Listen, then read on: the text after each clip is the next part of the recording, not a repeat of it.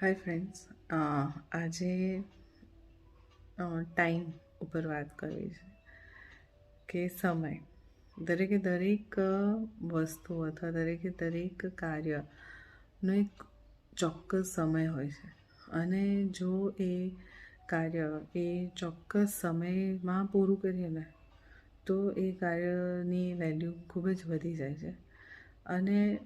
જો આપણે એ સમય મર્યાદાને ઓળંગી અને પછી કદાચ એ કાર્યને બહુ વધારે સારી રીતે પણ પૂરું કરીએ ને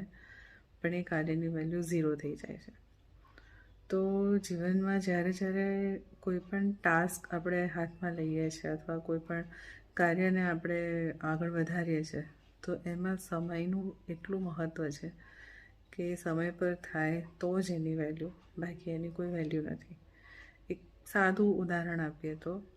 કે આપણે આપણા માતા પિતાની બહુ જ સારી સેવા કરવી છે,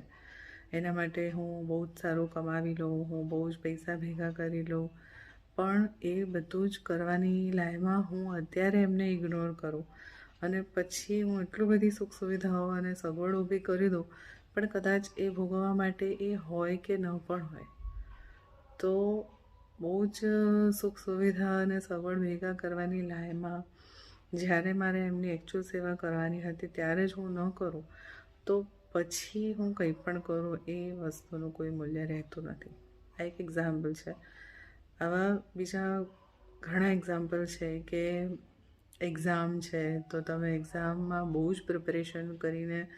મહેનત કરી છે, પણ જો એક્ઝામનો જે સમય છે એ સમય પર ન પહોંચ્યા અને તમે સમય 3 કલાકનું પેપર તમે ન લખ્યું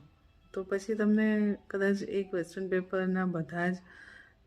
આન્સર આવડતા પણ હોય પણ તમે એક્ઝામમાં જ લખવાના સમય જ નથી લખ્યો તો પછી એની કોઈ વેલ્યુ રહેતી નથી.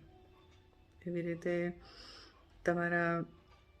જીવનસાથીની વાત કરીએ કે કોઈ તમે તમારા જીવનસાથી સાથે છો અને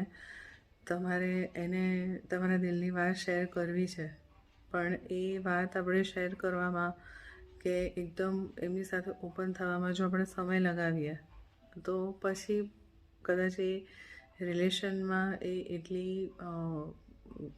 ગાઢ રિલેશન નથી રહેતું કે પછી તમે એને કહો તો એની કોઈ વેલ્યુ રહે. એટલે જીવનમાં દરેકે દરેક વસ્તુ અગર ચોક્કસ સમય પર થાય છે તો એ બહુ મૂલ્યવાન છે, બટ અગર એ સમય પર નથી થતી ને તો એની કોઈ જ વેલ્યુ નથી.